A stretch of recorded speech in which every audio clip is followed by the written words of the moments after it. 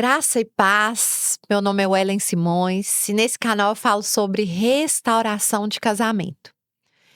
Há 2 anos eu já trabalho com mulheres sobre restauração. Meu testemunho está aqui no YouTube, se você ainda não assistiu tem que ir lá e assistir, porque você vai entender toda a minha história, toda a minha trajetória. Sou terapeuta cristã e hoje eu vou trazer um tema muito interessante, que é jugo desigual. Muitas pessoas falam sobre isso, e a gente sabe que na Bíblia é retratado o jugo desigual sobre 2 bois de carga que carregam, né, uma madeira ali, e mostra que quando o jugo está desigual, um vai carregar um peso maior. E a gente traz esse contexto, na maioria das vezes, quando a pessoa vai escolher alguém para se casar, né? Um cristão com um não cristão é chamado de quê? Jugo desigual. É esse termo que a gente usa na igreja com frequência, né? Não se envolva em jugo desigual, não, né, faça isso porque você vai trazer problemas para o seu casamento. E tem gente que mesmo assim acha que vai converter o outro e que toma a decisão de entrar num relacionamento assim. E tá tudo bem, são escolhas e toda escolha tem uma consequência. Só que a grande maioria dos casos que chega para mim não é esse caso, em que um era cristão e o outro não. A grande maioria dos casos é algo semelhante ao que aconteceu no meu caso. Ambos não cristãos.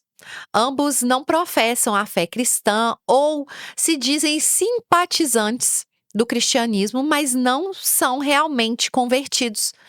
E aí vivem uma vida assim, sem Jesus como centro dos seus casamentos. E essas pessoas que chegam para mim vivem e, num certo ponto, a bomba estoura. Os problemas chegam num ponto porque um casamento sem Jesus, firmado na areia, que não foi firmado na rocha, ele está com os dias contados, é uma bomba relógio. Porque quem não tem o temor a Deus, não consegue, um marido que não ama a Cristo, né, como Cristo ama a igreja, ele não consegue ver a mulher dessa forma. Então essa falta de temor, a falta de sabedoria vai levar esse casamento ao fracasso. Ele vai se corroendo dia após dia em pequenas coisas. Ambos vão se perdendo, falham, erram e não conseguem retomar o eixo das coisas. E aí, num dado momento, na maioria dos casos, existem homens também que se convertem primeiro, mas como o meu trabalho é com mulheres, eu pego essas mulheres que se converteram ao longo dessa jornada, talvez em meio, inclusive, a muita dor, inclusive no casamento, que foi o meu caso. Eu me converti por causa da minha crise conjugal, me levou à dor, me levou a buscar o Senhor Jesus de uma forma genuína. E aí, essas mulheres que chegaram e tiveram um encontro com Jesus, começaram a ser transformadas, entenderam esse amor, foram quebrantadas, só que nem sempre foram totalmente curadas, porque ser salva é uma coisa, ser curada é um processo. Você é salvo quando você crê e confessa o Senhor Jesus. E aí a mulher acredita que já está tudo resolvido. E ela volta para dentro de casa querendo o quê? Que esse marido conheça essa verdade, que ele também seja quebrantado, que ele se arrependa dos seus erros. Só que para esse marido é tudo muito novo. Ele não vê aquilo como algo positivo. Ele só pensa que tem uma mulher agora que só fala de Jesus e que só quer ir para a igreja e que ficou chata. Ele não consegue ver os benefícios, porque muitas vezes nós não conseguimos passar para o outro, através das nossas atitudes, o amor de Cristo. E a gente quer fazer pela imposição, muitas vezes julgando, muitas vezes impondo, exigindo, criticando. E ainda tem outro porém. Muitas vezes esse marido é usado para te apontar. Quando você falha, ele fala assim: "Mas você não é crente?" Mas são as perseguições, porque o inimigo não está feliz, né, com a sua escolha e sabe que você pode ser coluna daquele lar e pode ser um canal de bênção para toda a sua família, para o seu marido, para os seus filhos, através de você, maldições vão ser quebradas. E você vai ser uma intercessora daquela casa. Ele sabe todo o potencial que há na sua conversão. Por isso ele quer te cegar. Por isso ele quer te deixar perdida e exigir desse marido uma conversão à base da força, à base do convencimento aqui pelo seu esforço, pela sua boca. Só que o Senhor fala que quem convence do pecado, da justiça e do juízo é o próprio Espírito Santo. É ele que tem esse poder. E nós queremos ser a quarta pessoa da Trindade. E muitas vezes convencer esse outro na marra. Mas esse não é o caminho. A palavra do Senhor diz em 1 Pedro 3:1 que a mulher ganha o seu marido, né, sem palavras, pelo seu procedimento. Então, esse falar menos e agir mais, ele vê uma mulher parecida com Jesus, uma mulher quando você tiver dúvida de como agir com seu marido, você vai se fazer a seguinte pergunta: "Em meu lugar, o que faria Jesus? O que faria Jesus em meu lugar?". Quando você decidir criticá-lo, apontá-lo, a gente ensina em amor. Tem como ensinar, a comunicação ela é feita de várias formas, ela pode ser agressiva ou ela pode ser uma comunicação mais tranquila, uma comunicação em amor. Então, quando você começa a trazer no seu comportamento leveza, paz, eu dou um seguinte exemplo para minhas alunas: você não precisa de palavras para se comunicar, precisa? Lógico que não precisa.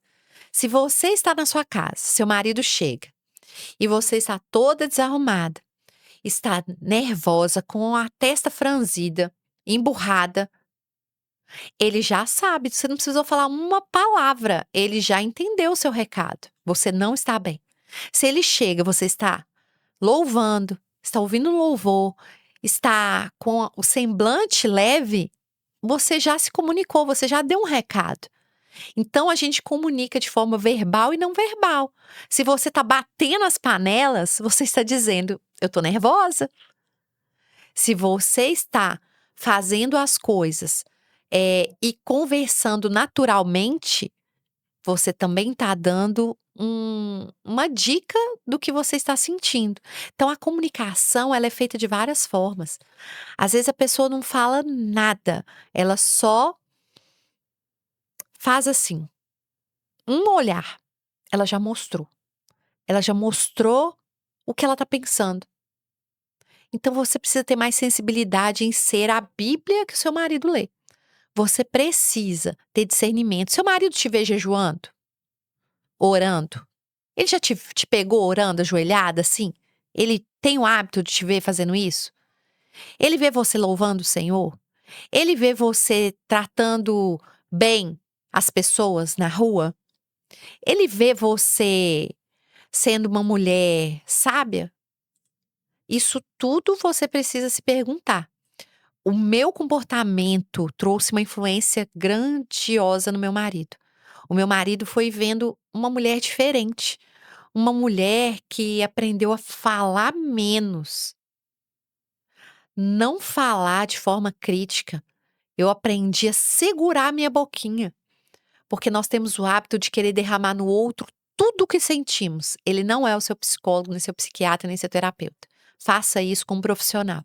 Homens não conseguem lidar com tanta informação, nós precisamos entender a diferença entre homens e mulheres. Então, esse julgo desigual que você acredita que está vivendo hoje é fruto da sua mudança. Então, você que é responsável por trazer a harmonia, o equilíbrio de novo, para trazer esse homem para o mesmo jugo, para o mesmo equilíbrio que você, mas não de forma forçada. E de tudo, se ele não vier para esse nível, se ele não se converter, você precisa amá-lo, porque você casou com ele sabendo o que ele queria. E aí, muitas pessoas não se convertem, e tá tudo bem, e tá tudo bem. Não que a gente não queira que elas sejam salvas, a gente quer, mas uma coisa que curou meu casamento, muitos homens, muitas pessoas talvez não estão dentro da igreja, não que congregar não seja importante, mas não se parecem com Jesus. E o meu marido não vai tanto à igreja quanto eu vou, mas ele se parece mais com Jesus do que eu, muitas vezes. Ele consegue ter um comportamento cristão, um temor às coisas do Senhor.